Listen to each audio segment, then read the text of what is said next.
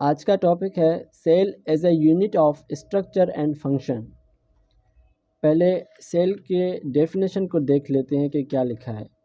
The cell can be defined as the structural and functional unit of life. अब इस topic में cell की definition को ही explain किया गया है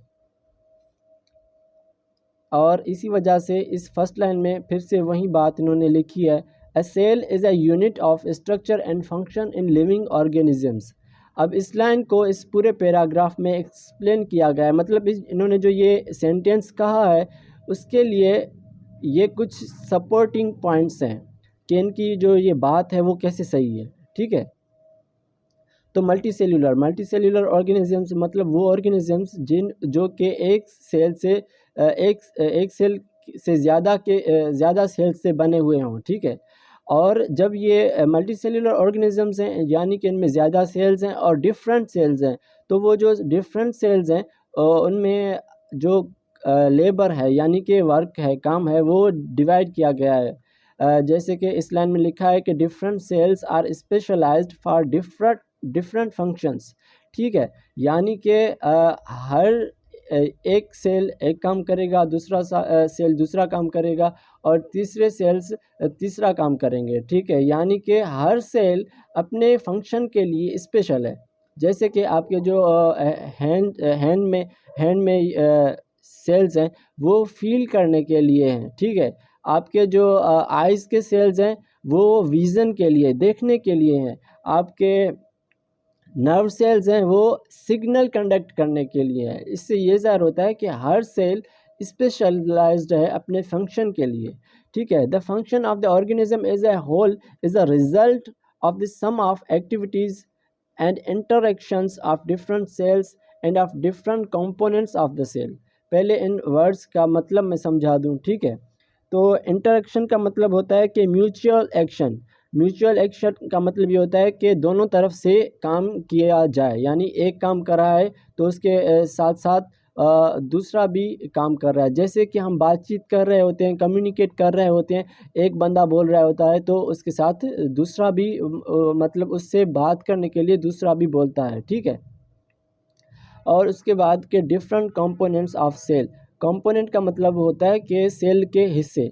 ठीक है, फिर वो ऑर्गेनेल हो चाहे सेल मेम्ब्रेन हो, तो ये क्या है, सेल के डिफरेंट कंपोनेंट्स हैं। ठीक है, इस लाइन को एक्सप्लेन करने के लिए मैं एक एग्जांपल लूँगा जो कि फेडरल के 12th क्लास के बुक में है।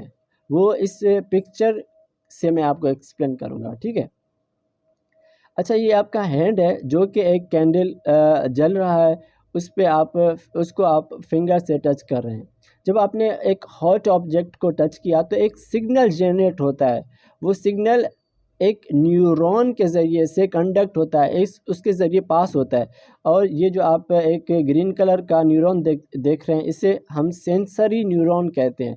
इससे एक सिग्नल कंडक्ट होगा, वो सिग्नल कहाँ आएगा, आपके स्पाइनल कॉर्ड में।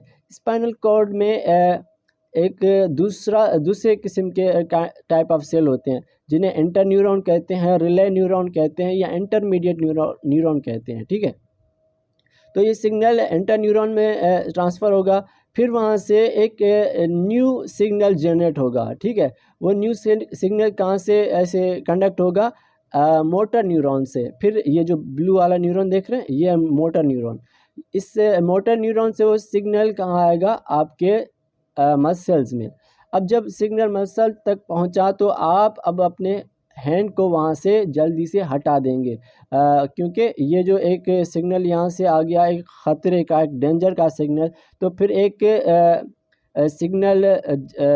दूसरा सिग्नल होता है जिसकी वजह से आप अपने हैंड को वहाँ से हटा देते हो। ठीक है, तो ये एक प्रोसेस हुआ जिसमें डिफरेंट सेल्स इन्वॉल्व हुए हैं। ठीक है, और एक फंक्शन करने के लिए कितने सारे चीज़ों ने एक एक होकर काम किया। ठीक है, तो इस लाइन को इस एग्जांपल से मैं सपोर्ट करता हूँ कि जो कि एक एनिमल का एक फंक्शन होता है, तो उसमें डिफरेंट सेल का इंटरेक्शन होता है और उसमें सेल के डिफरेंट कंपोनेंट्स यूज़ होते हैं।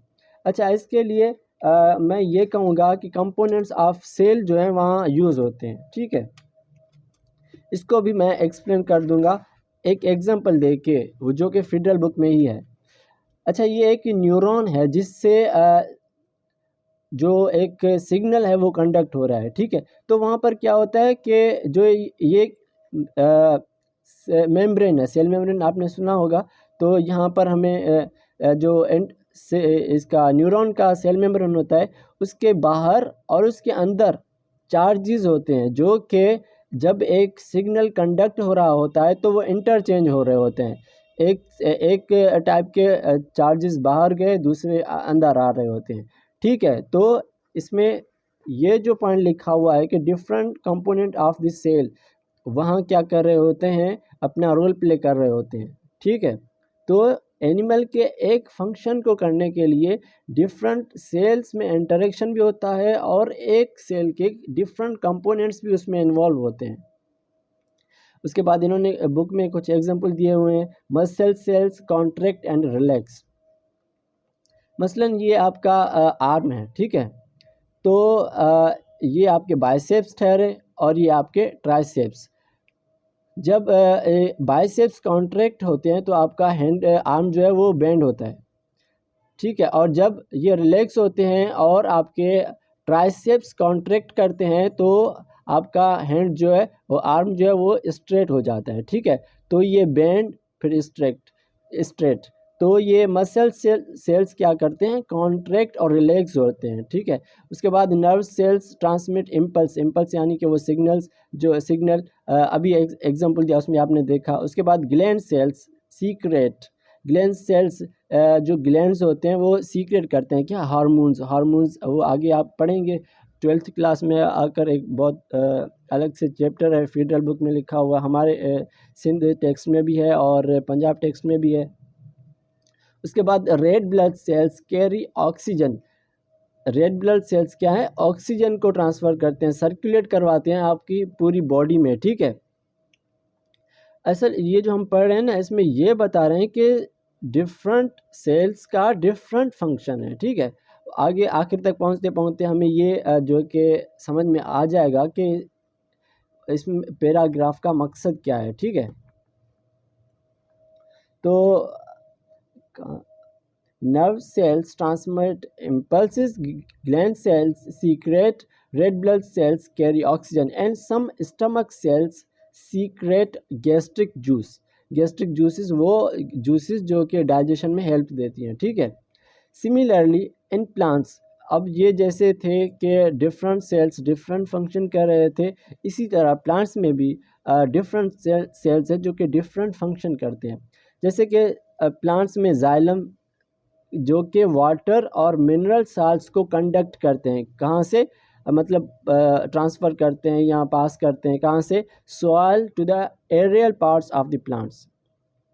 सॉइल यानी कि ज़मीन से। ठीक है, aerial parts of the plant की तरफ। एरियल यानी कि वो पार्ट्स जो कि अबव द ग्राउंड हो, यानी कि ग्राउंड के ऊपर जो पार्ट्स होते हैं प्लांट्स के, उन्हें हम क्या कहते हैं, एरियल पार्ट्स। ठीक है, phloem cells translocate food. Phloem cells ये भी कंडक्टिंग सेल्स हैं प्लांट के, ये जो कि वो वाटर को कंडक्ट करवाते हैं, जबकि फ्लोएम सेल्स जो हैं वो फूड को कंडक्ट या ट्रांसलोकेट करवाते हैं। ठीक है, उसके बाद sclerenchymatous cells give support to the plants. ये स्क्लेरेनकाइमेटस सेल्स जो हैं वो क्या करते हैं, प्लांट को सपोर्ट करते हैं, उसके स्टेम को, ब्रांचेस को सपोर्ट करते हैं। ठीक है, उसके बाद क्लोरेनकाइमेटा सेल्स कैरी आउट फोटोसिंथेसिस। इनमें क्लोरेनकाइमेटा सेल्स में क्या होता है, फोटोसिंथेसिस होता है। अच्छा, और ये जो क्लोरेनकाइमेटा सेल्स हैं ये भी सपोर्ट करते हैं, लेकिन ये क्या करते हैं, यंग प्लांट्स को सपोर्ट करते हैं। ठीक है, या तो ओल्डर प्लांट्स हो जो कि नॉन वुडी हो, वुड ना हो उनमें। ठीक है, उसके बाद parenchymata cells store surplus food. Surplus word का मतलब होता है वो फूड जो कि आपकी ज़रूरत से ज़्यादा हो, एक्सेस में हो, यानी कि आपका ज़रूरत भी पूरा हो रहा है और कुछ बच भी रहा है, तो उस जो बच रहा है उसे हम कहते हैं सरप्लस फूड। तो पेरेन्काइमेटल सेल्स उस सरप्लस फूड को क्या करते हैं, स्टोर करते हैं। उसके बाद meristematic cells produce new cells for growth. Higher plants में जो टिप होते हैं, यानी कि अगर वो अबव द ग्राउंड यानी एरियल पार्ट्स में टिप भी हो सकता है और वो रूट्स का टिप भी हो सकता है। वहाँ पर एक सेल्स का ग्रुप होता है जिन्हें हम मेरिस्टेमेटिक सेल्स कहते हैं, और जिस जगह पर वो होते हैं उन्हें हम मेरिस्टेम्स या ग्रोइंग पॉइंट्स कहते हैं। ये इनकी एक खासियत होती है कि ये सेल्स डिवाइड होते रहते हैं, ठीक है, और डिवाइड होने की वजह से ये सेल को प्लांट को एक साइज़ प्रोवाइड करते हैं और उसमें डेवलपमेंट की वजह बनते हैं, ठीक है। अब जैसे कि आपने इस पूरे पैराग्राफ में देखा कि हर सेल एक डिफरेंट फंक्शन कर रहा है और इन डिफरेंट फंक्शन की वजह से उनमें वेरिएशन भी है, उनका साइज़ भी डिफरेंट है, तो उनका शेप भी डिफरेंट है। अगर वीडियोस आपको अच्छी लग रही हैं तो प्लीज़ सब्सक्राइब कीजिए, शेयर कीजिए और लाइक कीजिए, और कमेंट करना तो भूलिएगा नहीं, ताकि मुझे पता चल सके कि आपको ये वीडियोस अच्छी लग रही हैं और हेल्पफुल भी हैं। और आप कमेंट में बताएं कि ये तरीका सही है या आप कुछ बेहतर तरीके से पढ़ना चाहते हैं, और कैसे पढ़ना चाहते हैं वो भी बताइएगा। खुदा हाफिज़।